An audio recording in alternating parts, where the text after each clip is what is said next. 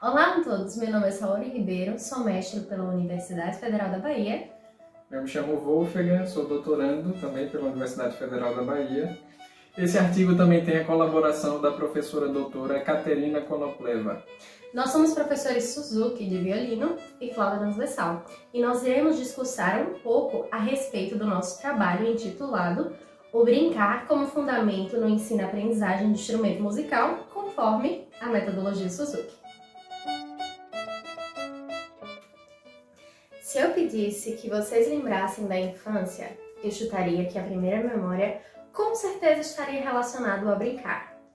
É indissociável pensar no lúdico, sem as crianças. E sabemos que ao brincar, elas aprendem sobre o mundo ao seu entorno e desenvolvem determinadas habilidades. No entanto, as formas de ensino vigentes nos séculos 17 e 18 tinham um pensamento muito diferente sobre o aprender. Esse pensamento estava enraizado na informação, trazendo para a realidade modelos prontos e engessados sobre a forma de aprender e também de se ensinar. Era priorizado sempre a acumulação do saber, sem olhar a individualidade de cada aprendiz.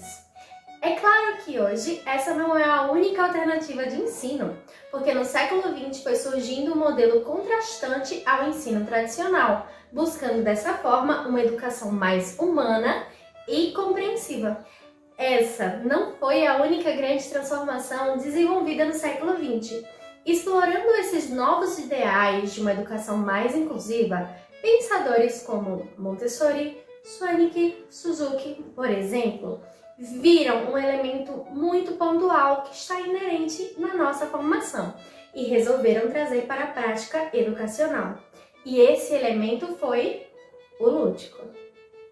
Por mais que o lúdico esteja sendo amplamente estudado, ainda é muito difícil desapegar das crenças e concepções estereotipadas de que ele não é eficaz no processo do ensinar. Quem nunca ouviu uma frase parecida com "Deixa de brincar, menino, e vai estudar sério"? Como se o brincar e a seriedade fossem diametralmente opostos. E não são.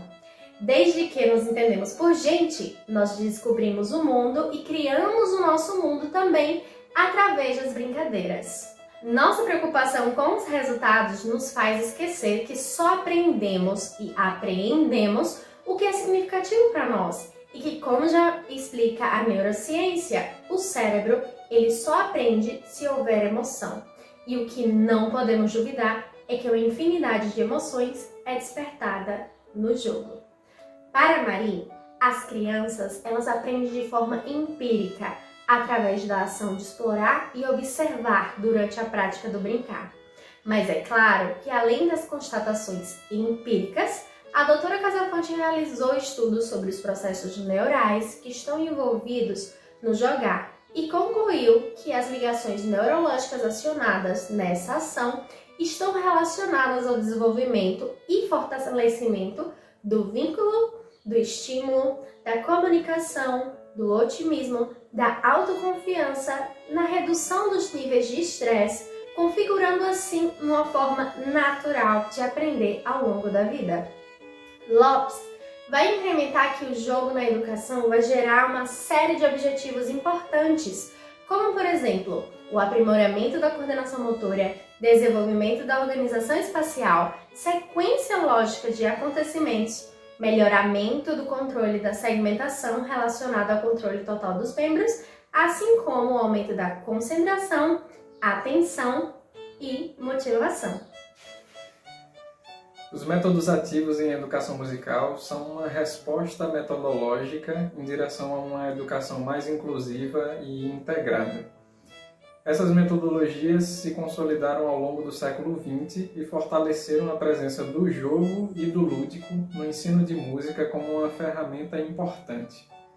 Aqui, o aprender se manifesta através da ação, seja através da utilização de movimentos e expressões corporais, da valorização e articulação pedagógica com a música nacional, do estímulo à improvisação e criações musicais, da integração de linguagens artísticas ou socialização e coparticipação da família no processo de ensino-aprendizagem, Não faltam exemplos de articulações pedagógicas que envolvam aspectos lúdicos no ensino de teoria e cognição musical, a exemplo da elaboração e utilização de materiais didáticos em formato de jogos, como uma ferramenta no processo de experimentação e grafia da linguagem musical. No que diz respeito especificamente ao ensino de instrumento musical, a pedagogia de Shinichi Suzuki se destaca como um importante referencial para a construção de um ambiente de ensino-aprendizagem pautado na utilização de jogos e brincadeiras. A metodologia Suzuki nasceu a partir da constatação do poder que o ambiente exerce na aprendizagem das crianças e do quão saudável e eficiente é a forma que elas aprendem a falar sua língua materna. Diante disso, Suzuki construiu uma metodologia para o ensino de violino que fornecesse condições de aprendizagem musical semelhantes às que ele observou no processo de aquisição da linguagem. O método foi reestruturado para vários outros instrumentos e foram estabelecidas associações nacionais e internacionais, garantindo a representação e o alcance dessa metodologia em várias partes do globo. Para além da formação técnica do músico, Suzuki acreditava que o ensino do instrumento era um fórum onde o caráter, o relacionamento interpessoal, a sensibilidade e uma atitude de serviço social podem ser estimuladas. Em seu livro Educação é Amor, Suzuki deixa claro a relação que existe entre a sua metodologia e as ferramentas lúdicas. Começar dando às crianças o prazer de brincar com um brinquedo, deixando o espírito de divertimento levá-las ao caminho certo. É assim que deveria iniciar toda a educação das crianças. O jogo e a brincadeira assumiram papéis variados na metodologia Suzuki. Um deles é o de representação simbólica. Ao ensinar o aluno a controlar a qualidade do som através do peso do arco, Suzuki costumava ilustrar: você carrega um elefante com seu arco, agora carregue um rato, deixando claro a importância do professor se utilizar de simbolismo na utilização da linguagem ao ilustrar algumas ações necessárias para controlar um instrumento musical. Além de auxiliar no desenvolvimento de alguma habilidade técnica, o jogo também pode contribuir como uma importante ferramenta para melhorar a autoestima e a motivação do aluno.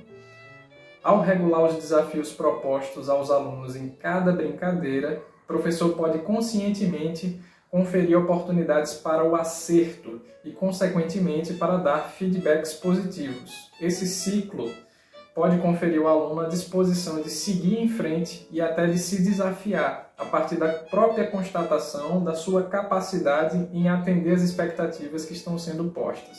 Através das brincadeiras, Suzuki também buscava promover a capacidade dos alunos da realização de tarefas múltiplas, simultâneas. Quando as crianças já conseguem tocar fácil e livremente as variações de estrelinhas, peço que elas toquem e convido-as para uma brincadeira. Digo: agora vocês tocam e ao mesmo tempo respondam às minhas perguntas. Falem alto e continuem tocando, enquanto pergunto alto: quantas pernas você tem?